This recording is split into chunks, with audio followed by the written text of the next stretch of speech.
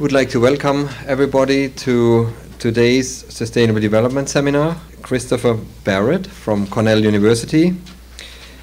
He is the Stephen B. and Janice G. Ashley Professor of Applied Economics and Management, and also the International Professor of Agriculture. He is the incoming David J. Nolan Director at the Dyson School of Applied Economics and Management. In addition, he is a professor in the Department of Economics and a fellow of the David Atkinson Center for a Sustainable Future, all at Cornell University.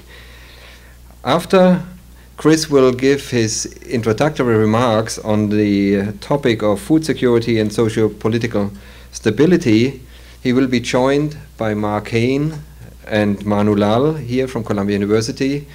Mark Kane is the Vetlesen Professor of Earth and Climate Sciences and Professor of Applied Physics and Applied Mathematics here at Columbia University.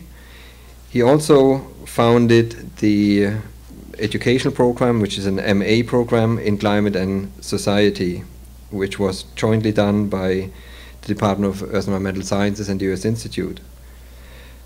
Upmanu Lall is a professor in the Department of Earth and Environmental Engineering, the Alan and Carol Silberstein professor there. He's also a professor in the Department of Civil Engineering and Engineering Mechanics.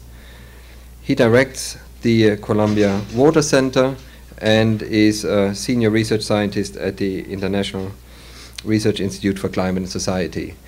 So Manu will now introduce the speaker to you. It's been my fortune to have known Chris since about 1994, 1995. When both of us were teaching at Utah State University. The main thing I can tell you is that I have not met a person who is as deeply concerned about the poor people, development in practice, as well as understanding what science can do to improve the lives of these people. Chris has been active in Africa for a very long time. He worked with pastoral societies. But that's just one, what's amazing is that his on-the-ground work in Africa happens to be just one small piece of all the things that I've seen him do. And as you will see when he gives you the presentation on the topic of food security, what Chris is amazing at in the things I've seen is taking fairly complex issues and synthesizing them very cleverly into what the key issues really are and what is a possibility of progress in moving things forward and who needs to do it. And I think that's the flavor that you can expect from this particular talk.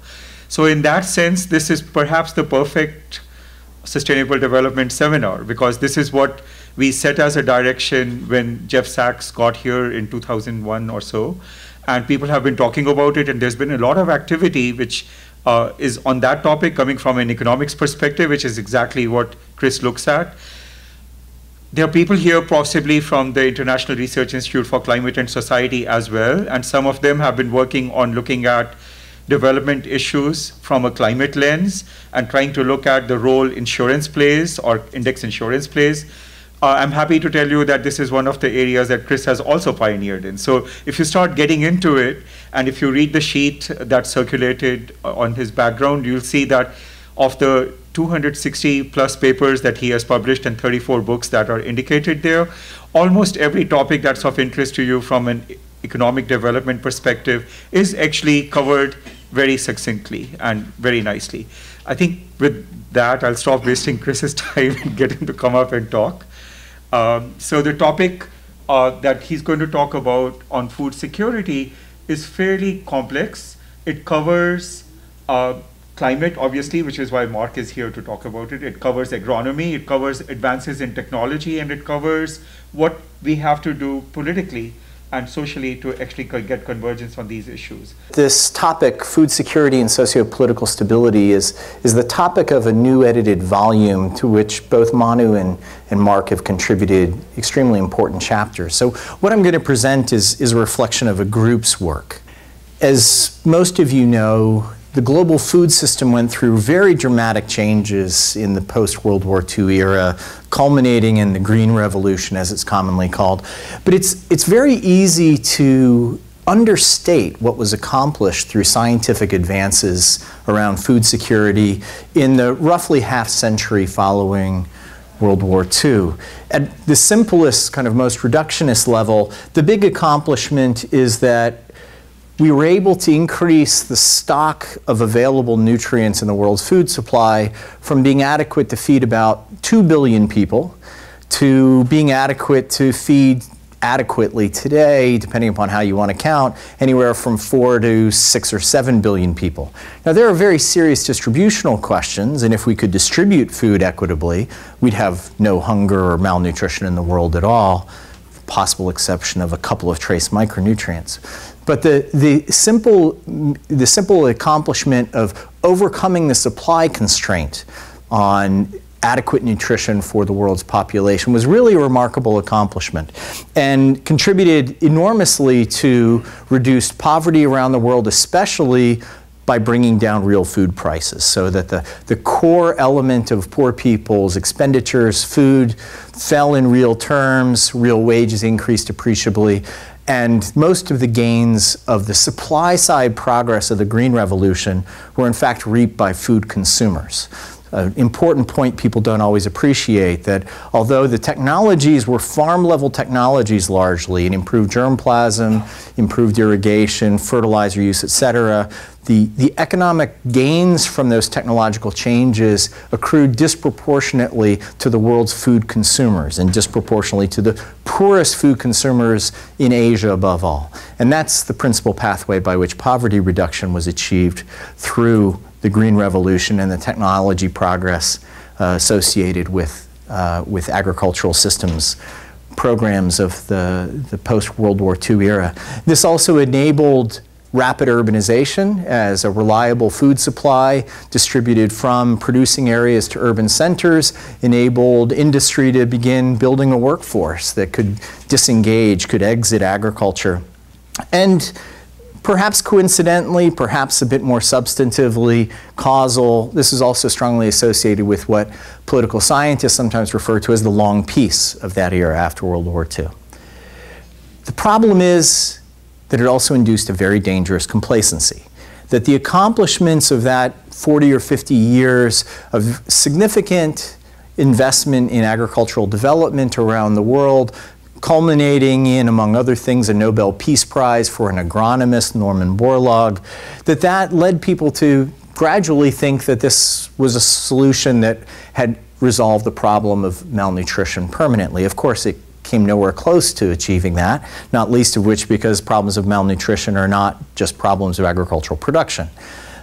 But the challenge is intrinsic to maintaining agricultural productivity growth at a pace adequate to maintain nutrient stocks, adequate to maintain low real food prices, faded from the political radar, high-level attention began to dissipate, and the major global powers began to disinvest radically from agricultural research and development. We saw aid budgets in agriculture decrease from roughly about 20% of aid to about 4% of aid, for example, between the late 1970s and the turn of the millennium. So we saw a real problem beginning to emerge, and I think it's fair to say that part of this was the natural seeds of the successes of the era from the 1940s through the 1980s that led to what we refer to in this book as a dangerous complacency. Now, this began to capture attention just a few years ago, in 2007, 2008 in particular, as global stocks-to-use ratios, to be a bit more precise, of the major cereals fell to near historic lows, and a confluence of various factors, U.S. energy policy that began having a little bit of bite through ethanol mandates, rapid growth in China and India and other middle-income countries that associated with the nutritional transition stimulate demand for feed as well as for food. Droughts in a couple of key producing places led to the perfect storm, and we began a series of price spikes that are depicted on this graphic. On the left-hand axis, and in blue, you see real food prices, the FAO's food price series. And there are a couple of things I want you to note here in particular. One is that the historic low point was basically the turn of the millennium. In 2000, we literally hit the low point for real food prices, inflation-adjusted food prices, and held fairly steady for a while, and in 2007 began a very sharp run-up that culminated in a major price spike in 2008, especially in rice. Food prices settled back down for a bit as the global economic slowdown began to hit, and we saw another precipitous price spike that culminated in 2011, especially in wheat markets, and has tapered off again since then. These data run through mid-2013. Prices have softened a little bit more since then. But the peak to trough difference here is on the order of 40%, 35, 40%. So a very significant increase in real food prices. The red lines here give you the lagged standard deviation of these series. So as you would expect in the period of price spikes, you have a sudden spike in the standard deviation as you're getting transitory volatility. But this has settled back down to essentially the long-term pattern of price volatility. So the punchline of all of that is that through the end of the 20th century, we saw a relatively steady, oscillatory but steady convergence towards very low, historically low real food prices. And at the turn of the millennium, roughly 15 years after the peak in investment in international agricultural research and development, not coincidentally, so basically 15 years, the patent period, as people sometimes refer to it, is a common lag in when we start to see the real returns to agricultural R&D. So that all tapered off in the second half of the 80s. We saw the resulting low point in real prices right around the turn of the millennium. And as the real investments in agriculture began to decline appreciably over the course of the 80s and 90s, that built up a store of slowing yield growth in agriculture, and it culminated in what are now largely perceived to be permanently higher real food prices. So all the major organizations that forecast the future of the food economy expect, so OECD, IFPRI, FAO, they all expect real food prices to remain where they are today or to increase somewhat more over the coming 10 to 15 years. Largely driven by income, population growth, urbanization in today's low and middle income countries. The punchline is demand growth has outpaced supply growth, as agricultural R&D investments naturally led to a slowing of supply expansion around the world. Now, this is a pretty wonkish discussion at this point, and frankly, nothing that's going to capture the level of high-level policymakers, other than that real food prices do wind up getting some people agitated in a few places. And that's suddenly when people became interested in political circles, very high-level political circles. In particular, we see, coincident with that price spike from 2007 to 2008, this is a graphic reproduced from a report that quite nicely plotted episodes of food price riots in developing countries. And you probably can't read them, but in parentheses behind the names of the countries are the number of dead in these riots. And it's not surprising and not coincidental that these riots bunch right around the periods of highest food prices.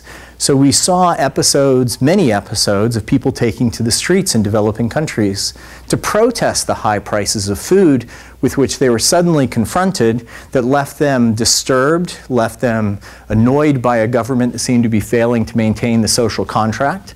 And now suddenly high-level political leaders are interested, because now food prices are translating into demonstrations, violence on the streets in countries all across the world. There were more than 45, 46 countries experienced riots during this 3-year period.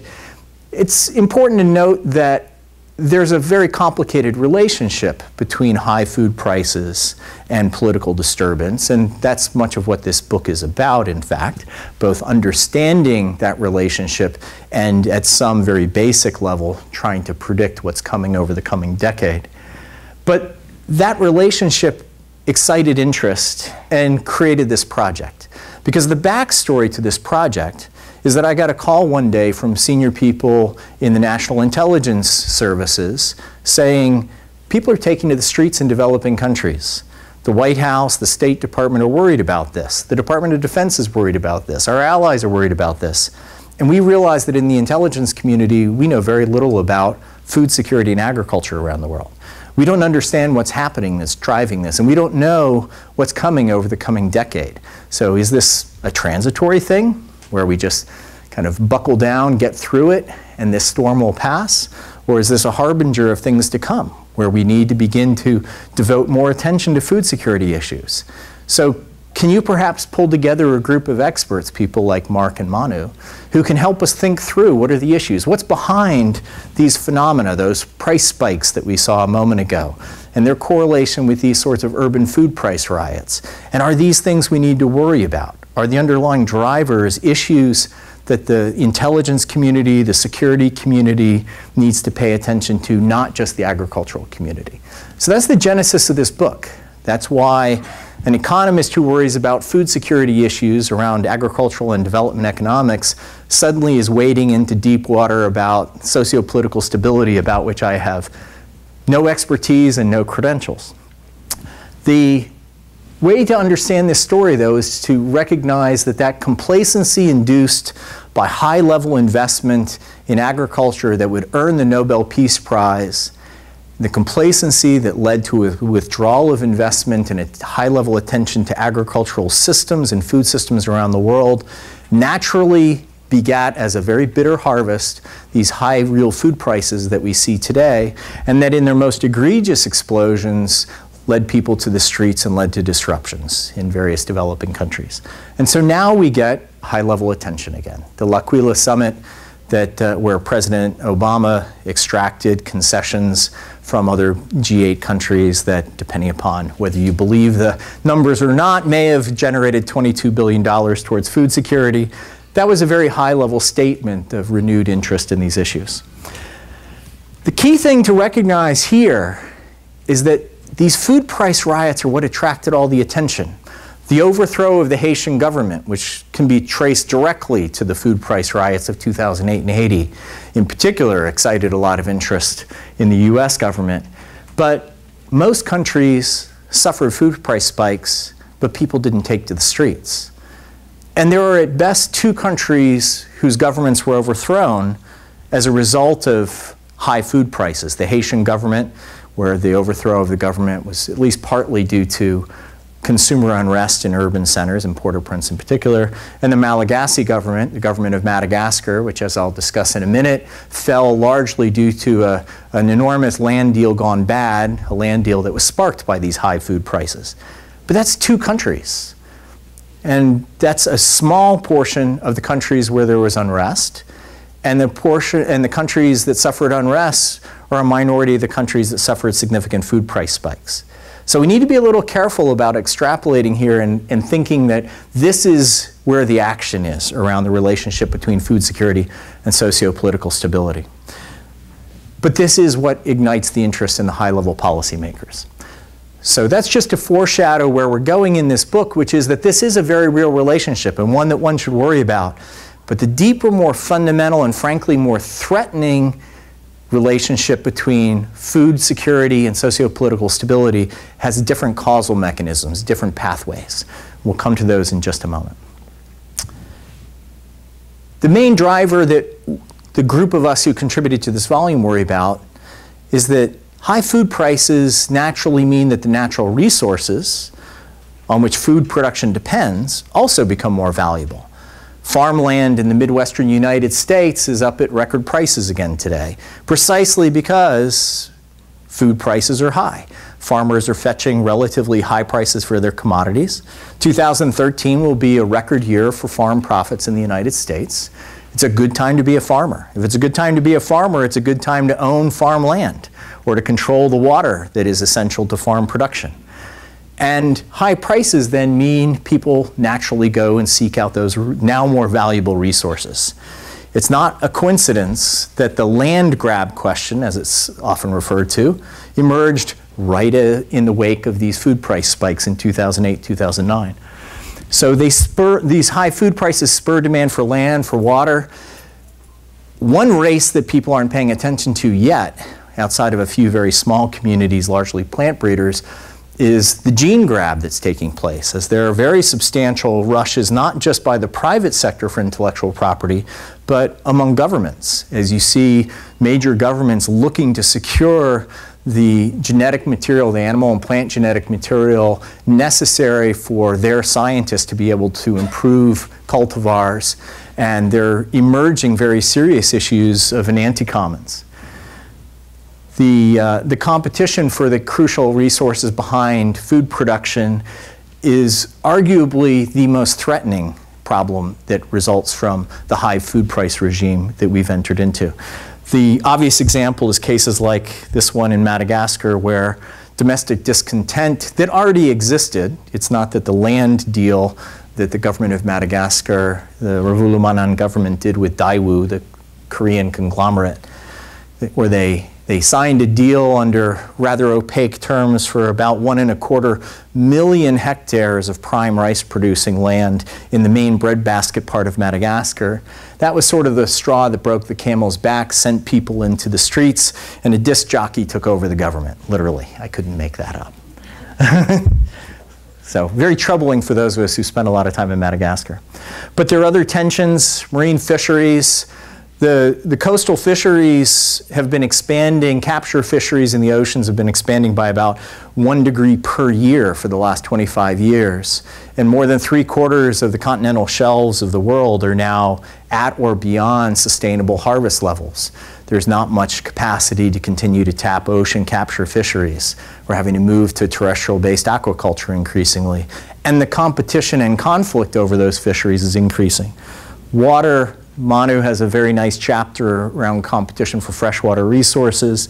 Gene grabs and the IP anti-commons I've already talked about are other phenomena we need to worry about. But this is a very complicated area, and it's impossible for those of us who think about things statistically, as Manu and Mark and I do, to establish clean causal estimates of, as there's some shock to food security, what's the consequence for socio-political stability? There are some narrow relationships you can isolate. There's some nice work now that identifies very clearly a causal effect of high food prices on food riots. A pretty intuitive relationship, but one that took some rather creative econometrics to establish convincingly. So there are now some credible studies that make that identification cleanly. But the broader relationship is pretty hard to pin down in a really robust causal sense. And the reason is there are lots of correlated common drivers. So Mark has a very nice chapter on climate change and climate variability and how climate variability feeds into both food security challenges as well as instability. Some of you will be familiar with Saul Chang et al.'s recent science paper on climate change and climate shocks and violence and conflict of various sorts around the world. There are clearly common drivers here, climate being one of them, water scarcity being another, et cetera. And so isolating what's a true causal effect from food security to socio-political stability versus what's just a common correlation caused by some outside factor is a difficult challenge. It's frankly a challenge that our book doesn't adequately address. This is an area ripe for further investigation. But again, the reason for this book was high-level policymakers needed guidance. They want to know what are the issues they need to investigate. We simply don't have the luxury of waiting around until we have statistical evidence that satisfies our standards. We've got to be able to come up with credible best guesses for those who are making important decisions. So we've taken that rather ambitious, maybe audacious leap in this book. Why do it if we're kind of venturing outside our comfort zones as scientists? Well, the first reason is that we know that socio-political stability is a strong driver of food security. Places that suffer unrest, their populations are always much more vulnerable to nutritional disruption. We see abundant evidence of this. Somalia, Democratic Republic of Congo are obvious examples.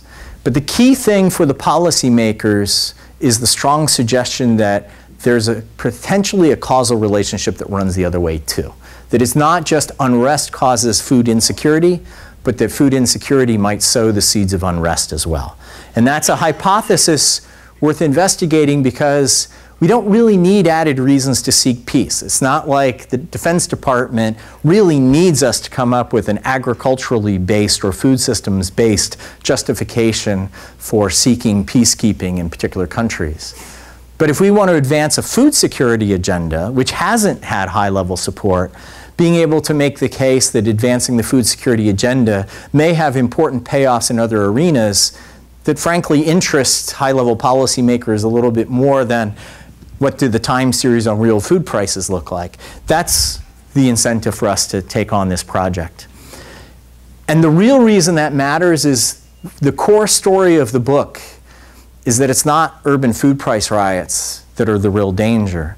The real danger surrounds the sometimes seemingly innocuous policy responses by governments, by firms, by not-for-profits in response to growing food insecurity.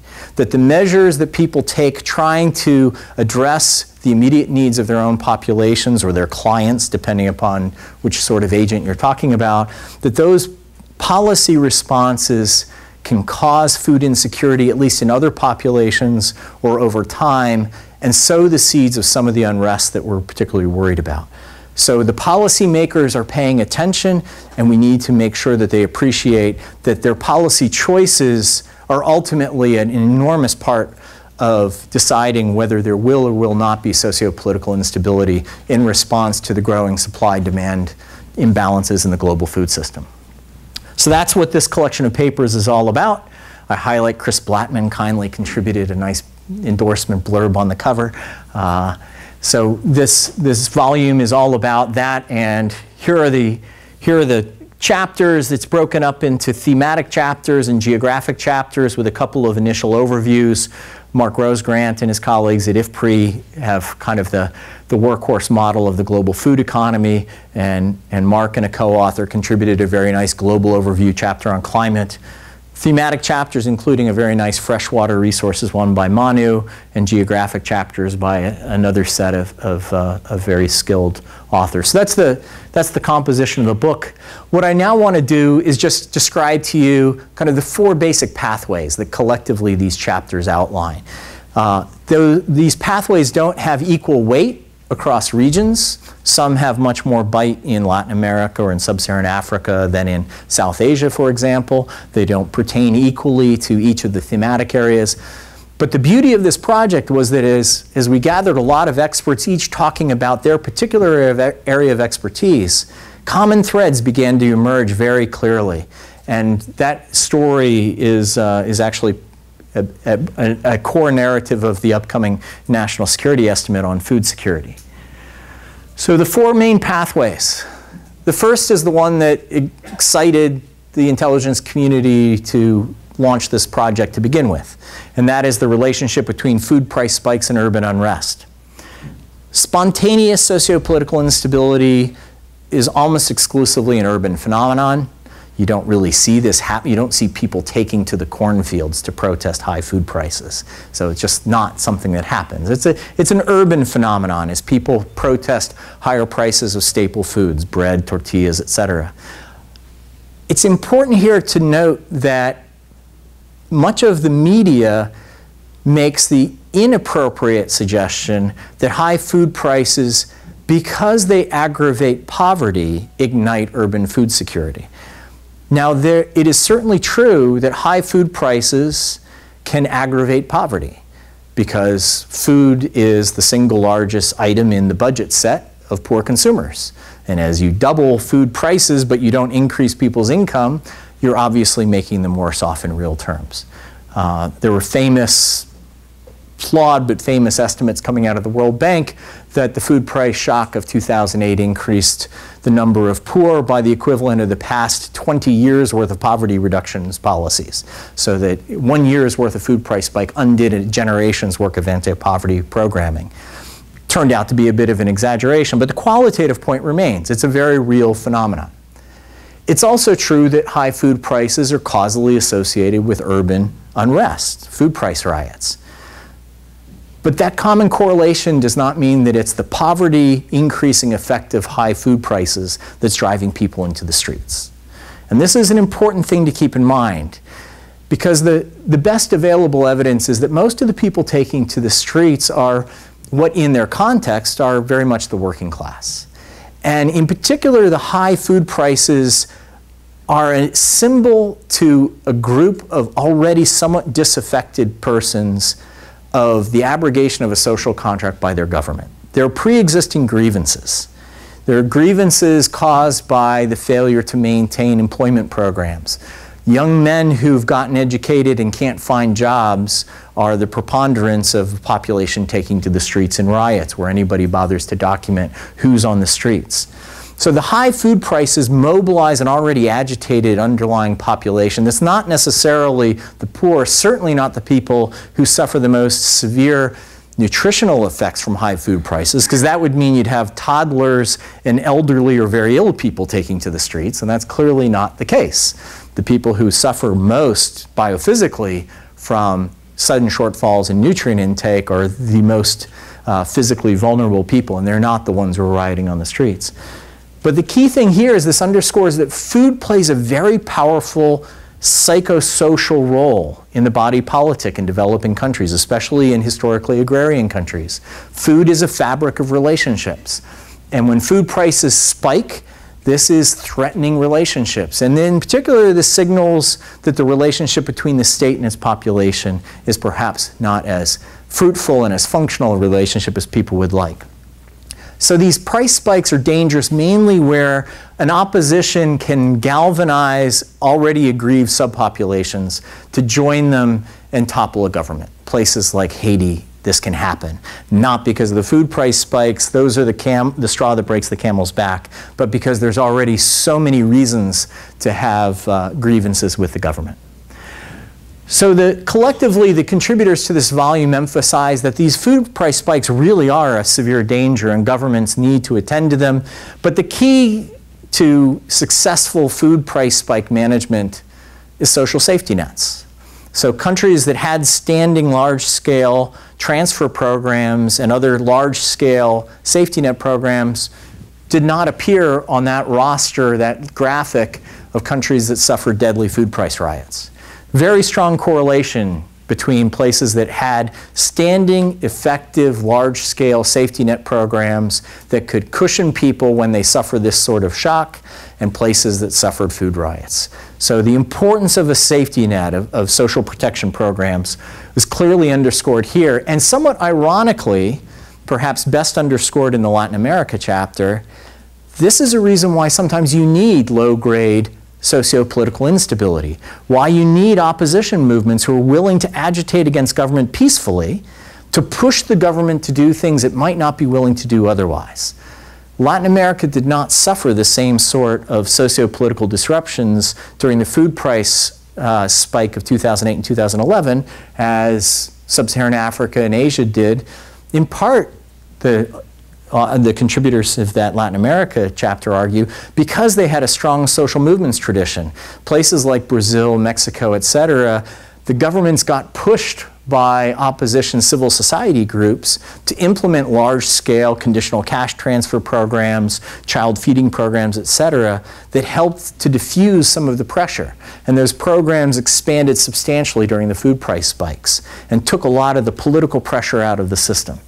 So the existence of these important safety nets is a really key feature to understanding what helps to explain where food price spikes translate into violence and where they don't. And not always programs that governments are eager to undertake because they can expose the fiscal purse quite a bit, but terribly important investment. The most important pathway that worried the contributors to this volume was the pathway I mentioned before about the induced increase in the value of valuable natural resources, so land, water, genetic material, and that the induced competition for now more valuable resources is commonly poorly managed. It's taking place in areas where governments exert relatively little control. And when they do exert control, it's often done in ways that are somewhat capricious and lend themselves to further grievance. That because government just goes in and willy-nilly assigns land rights to a foreign investor and kicks people off the land, that doesn't mean it's really got good control. That often is just sowing the seeds of future unrest. So the biggest concern that comes up repeatedly across the geographic chapters and across several of the thematic chapters, including those on water, on land, etc., is the potential of this competition to spin out of control if it's not carefully managed through a widely agreed, just, fair, and reasonably transparent set of allocative mechanisms so that people understand who gets land and who doesn't, who gets water and who doesn't, and that this is reasonably efficiently allocated. Manu does a very nice job, for example, of documenting how in India there's actually quite a lot of water available, if it were allocated reasonably efficiently and fairly. But many of the problems that we see arise from rather poor mechanisms for the allocation of scarce resources and the reallocation when you face new pressures. And the problem there is that you get these distributional questions that arise, and they get settled largely through the exercise of power. That commonly mutates into not just a shock or a redistributive moment like you get from a food price shock, but it sows the seeds of underlying rebellion, especially in rural areas where governments have a much harder time of controlling these things than they do in urban areas. And they're, like food price shocks, exploitable by pre-existing opposition movements. The most dangerous forms of instability induced by the food price shocks, but not the fastest to emerge, are those that are occurring in rural areas. Lest this all sound really depressing and scary, there's a third really important pathway that gets highlighted repeatedly in this volume, and that is the opportunity to relieve the pressure. To relieve the pressure in the same way that we did in the post-war decades, through technological change, through accelerating supply growth so that it can again begin keeping up with demand growth and help to keep real food prices from rising further, maybe even begin to bring them back down. And that through wise strategic investment in agricultural R&D, through wise strategic investment in distribution systems, because it's not just about how much gets produced at farm gate, it's equally about how effectively can one get food to increasingly urbanized populations. The rapid growth in the marketing channel as people are increasingly physically removed from farms is a crucial challenge in the 21st century food systems of the developing world. But the opportunity to improve technologies, to improve technical efficiency, to expand supply, help bring down real food prices, and to expand production without intensifying the competition for resources is the big opportunity that exists. Now, there are some challenges in there, not least of which those due to genetically modified organisms, that the political and cultural competitions around GM food is a huge issue. The developing world now has more acreage in genetically modified crops than the high-income world does. As of last year, there's now more acreage under GM product in the developing world than the OECD countries. But, and this is a crucial but, most of it's cotton. The food crops are still not being cultivated using genetically modified technologies that are available. There is no country in Africa that has open release genetically modified food crops today, even though there's widespread cultivation of BT cotton, for example. Why? Well, largely because of political debates around biosafety, human health, etc. These are important scientific debates, but right now the competition, the political competition around GM is sort of trumping the scientific debate about GM, I would argue. This is a real issue moving forward in some of the places that people like Cheryl and I worry about a lot. The growing disparity in the rates of technical change in agriculture is a very big problem. So we see rapid growth in agricultural productivity in places like Brazil in particular, China to a lesser extent. China has its own problems in that China, as the title of the China chapter provocatively says, China's running out of farmers. China is about to go through a migration, rural to urban migration of something on the order of 250 to 400 million people in the coming 20 years. A historically unprecedented migration of people within one country from rural to urban areas.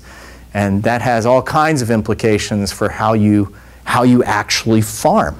When suddenly you go from being labor abundant to labor scarce, and you can't really quickly develop the necessary machinery, especially in steeply sloped areas. So there are some real challenges of technological change that are sitting before us, including in places that we've seen growing quite quickly in agricultural productivity. But the real challenge is in the places that have the fastest growth in food demand, but aren't enjoying rapid technological change in agriculture, not rapid total factor productivity growth, sub-Saharan Africa and South Asia. So that more than 90% of the growth in world food demand over the coming 20 years will be in Africa and Asia. It's not going to happen in Europe and North America or Australia.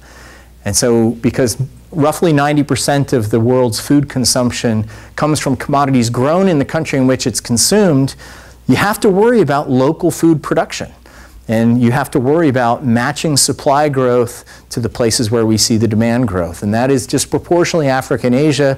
And as we've seen disinvestment from the global agricultural R&D system, that impact is being felt quite directly in Africa and Asia. That's not to say technological change is a magic bullet. It's not. The Green Revolution introduced a whole host of different problems. But it's a necessary condition, not a sufficient condition. Again, we emphasize in the book the importance of safety nets and social protection measures for the people who inevitably don't benefit directly from technological change. But without accelerated supply growth in agriculture, it's very hard to imagine a good scenario. The beautiful thing is governments, foundations, private businesses, NGOs can do something about that.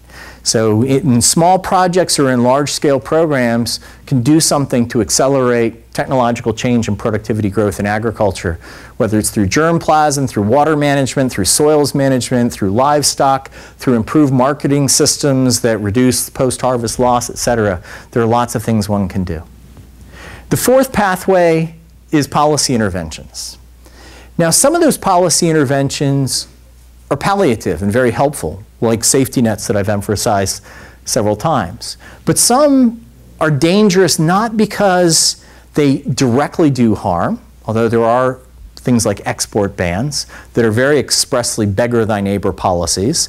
I stop exporting grain from Ukraine. That drives up wheat prices because Egypt, Tunisia, and Libya were the primary customers of the Ukrainian and Russian wheat exporters, and their supplies were disrupted substantially in 2010 and 2011. This had a direct role in the problems of bread availability, wheat flour availability in North Africa in the 2011 Arab Spring. So make no mistake, export bans get felt. They get felt heavily outside of the banning countries' borders. But most policy measures don't have that sort of very obvious, nearly immediate adverse effect, adverse spillover effect. The real danger of something like buffer stock policies is that they induce further complacency among policymakers. Policymakers feel like we've invested in doing something about this, but a buffer stock program does nothing to augment supply. It just rearranges who holds the stocks. And that is an important thing to keep in mind, because the time and fiscal resources devoted to any sort of action are in direct competition with the other actions available to governments. And so a punchline of this book is that governments need to be very careful, and foundations and even firms that are invested in this space need to be very careful about what sorts of measures they take, and where they invest their very scarce high-level decision-maker time, and where they invest their scarce investable financial resources. If they invested in things like buffer stock creation and management, trade policies that create temporary barriers that are merely redistributed across space or time, they don't solve the underlying supply-demand imbalance problem that is behind the real food price increases that led people to take to the streets and are putting pressure on the productive resources underneath agriculture. That's where the attention needs to be. The underlying hypothesis of this volume, that food insecurity can lead to socio-political instability that threatens governments and that should be of interest to governments and civil society throughout the world, that hypothesis seems reasonable. There's growing evidence, albeit not evidence that we can lock down with 95% confidence, satisfying usual scientific standards for statistical tests. But that evidence is growing really by the week. And this evidence adds to the logic to invest in agriculture and to invest in broader food systems, including the distributive systems to get food from production areas to cities and the social protection programs necessary to ensure the nutrition of vulnerable populations. And the focus here has to be on Africa and Asia, because that's where the demand growth is happening, and the root issue here is demand-supply growth imbalance. Looking forward, as Manu says, I'm an optimist by nature. He learned that. We'd have long conversations playing squash when we were at Utah State, and he'd sometimes shake his head and say, you just are optimistic in the face of incredible evidence that you shouldn't be sometimes. I really do believe that we can and will solve this problem. But a crucial part to solving that problem is recognizing that this is, at root, a demand-supply imbalance issue. And that just as that problem was solved in the wake of World War II through strategic investments in agricultural R&D that led to steadily and sharply declining real food prices over 2 generations and a Nobel Peace Prize, we have to understand that we have to confront the same sorts of challenges today, but in a more complex environment. Because the intellectual property regimes are more complicated, we're facing growing evidence of climate change that can be seriously disruptive. We face a world in which macroeconomic stress in the OECD countries is much bigger and will surely limit how much the major donor countries are willing to contribute. So it's a more challenging environment than was faced in the 40s, 50s, 60s. But if we don't meet this challenge, we've got very real problems ahead of us. So we don't really have an option here. This is a challenge that simply has to be met. The good news is that high-level policymakers are beginning to internalize that lesson. What they're a little slower on internalizing, frankly, is the message that it has to be in Africa and Asia. You still have a lot of America will feed the world sort of rhetoric out there, that if we just invest in better soy and corn production in the Midwestern United States, we'll take care of the problems. I think that's a rather naive, dangerously naive view of how to tackle this problem. But the good news is people are paying attention to agriculture again. The means by which you achieve food security is the key issue. As discussed, we need to be careful about diverting attention to low productivity ventures that don't wind up substantially accelerating supply growth and improving access for the poorer populations of the developing world. The biggest returns are going to come through productivity investments and social protection programs. Conversely, food security achieved through measures that have adverse spillover effects, like intellectual property grabs, like land grabs, like export bans. Those are the measures that can actually aggravate problems, unfortunately. So I thank you for your time and interest. I look forward to hearing what Mark and Manu have to add. I encourage you to take a look at their chapters. The book is available electronically through Oxford University Press. I understand the first print run has sold out now. They're reprinting this week. But if you're interested, it is available electronically. I'm sure Columbia's library has access to it. That was incredible summary of a long and very varied book with a great deal of information in it. I'm not going to rehash what was in the chapter that I wrote, but I'm going to talk a little bit about an example of a place where I think that climate variability has influenced conflict, and that's Syria, and extend a bit the framework that Chris had established. And in particular, what I would want to say is that the focus of much of what he said, and it's just part of what's in the book, was about food price spikes and urban unrest. And if we look at Syria, we can go a little bit back in time to how that kind of urban unrest comes about. One thing I would emphasize is one of the elements he talked about in the discussion of food spikes and urban price spikes and urban unrest was the psychosocial impact of food prices, and the fact that part of it, and the way I would phrase it would be that people who are working class, middle class, become, if you want, a little bit nervous. The social compact is threatened.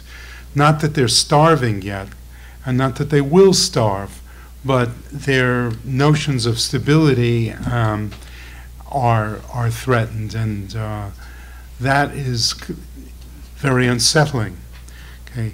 If I take this into a rural situation, and I'll use Syria as an example, what happened in Syria was that there was an extensive drought from 2005 to 2010.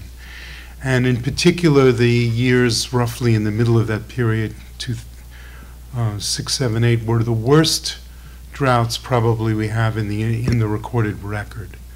Okay, and in addition to the fact that there's food shortages resulting from that, what happens is that people who are farming give up after a time.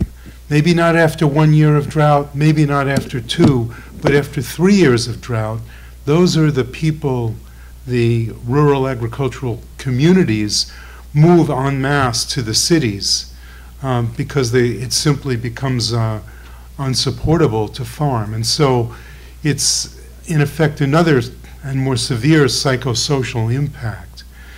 These are the people then who are on the outskirts of the cities and are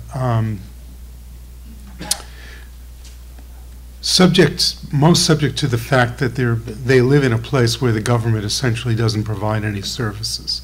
Okay, so as Chris was emphasizing, there are a lot of, let's call them preformed complaints about the way the government acts. Then you get to, a period where food shortages are severe, and the riots break out. So that in Syria, the main urban unrest was in 2011. Essentially, this is lagging behind the period where a large part of the rural population, perhaps 1.5 million people, moved from no longer tenable farmland to the cities. And it was there that essentially created the kind of urban population that was so vulnerable to high food prices and so resentful of a lack of government services. In this case, it's not just food prices, but there are other aspects of moving 1.5 million people to urban peripheries that have not food, but no other services, was disastrous. So I just wanted to add to the general framework he had the notion that one of the things that climate and other forces, but climate can contribute to this mix of problems, is the fact that you disrupt rural societies that were stable in place, that had provided social support networks in the communities that were perhaps not so dependent directly on the government, okay? And then these people are forced to leave the land, they move to the cities, and they are dependent on the government that is not able to provide for them or not willing to provide for them. And I think I'll just leave it there. Taking a cue from Mark, going to personal stories of some sort, I guess. When Chris first talked to me about this volume and to think about these issues, my first reaction was that if you actually go far back into Asian societies or perhaps into the Middle East and Europe as well, the role of the emperor was to gather and store grain so that in times of exigency you could redistribute it. So there was a fundamental system at play, which is what what you can think of in terms of the responsibilities of the government. So that's kind of interesting to keep in mind because governments or emperors were overthrown when they failed to actually meet that particular obligation. So that's what came to mind. And then I started looking at it from the water lens and reviewing the large numbers of papers that were devoted to whether or not we have enough water to produce enough food for 9 billion people. And most of them think we cannot. And the conclusion I came to was a bit weird because most of the models these people used assumed productivity higher than what we saw in the field with respect to land and water. And you assumed efficiencies that were also lower than higher than what I was seeing in the field. And yet when you started looking into things in detail, one of the things that jumped out was that by and large, the assumptions most people were making were that you should grow certain crops where they are grown today. And what we discovered as we played a few games with this was that really, if you allowed yourself the flexibility of a global food system that was geared to meet nutritional requirements and optimized with respect to where each crop should really be grown, assuming there were no social restrictions, then the game changed radically. So that one policy measure, it seemed like was a good play. Then we started looking at issues with regard to what are the major factors that could lead to the kind of situations that were a problem. And just as Chris showed, it was the spike because of a certain set of circumstances in the last 5 years that led to the hike in prices. Now, if you think about it, there were two determinants there that come to mind. One was we had fairly large stocks for a while. Prices were low, so the incentives to increase production were limited to certain places.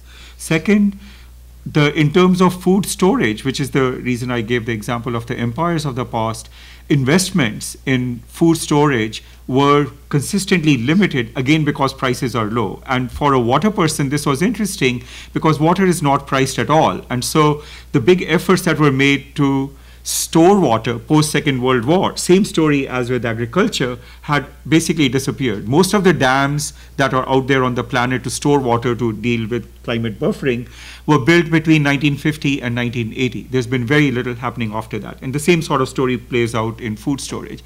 So to summarize my comments, I guess what is interesting that comes out is that there is a responsibility the governments of the world assume with regard to food and its production, water, energy, and other aspects. And the complacency that Chris talked about emerged because the pressure on these governments to continue to fulfill these things, looking forward, say 10, 20 years was not there because the current situation was good and prices were low. So the investment potential was then not seen as significant. Coupled with that, there are a couple of other sociological things that I think have happened, and this is the debate between big and small, and we see that in the water world.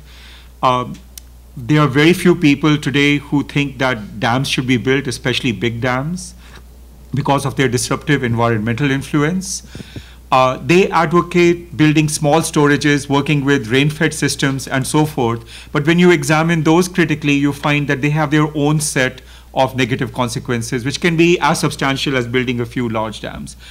Similarly, in the food system production, people debate whether large-scale food production or smallholder farmers are the problem, and which one can actually effectively do different things.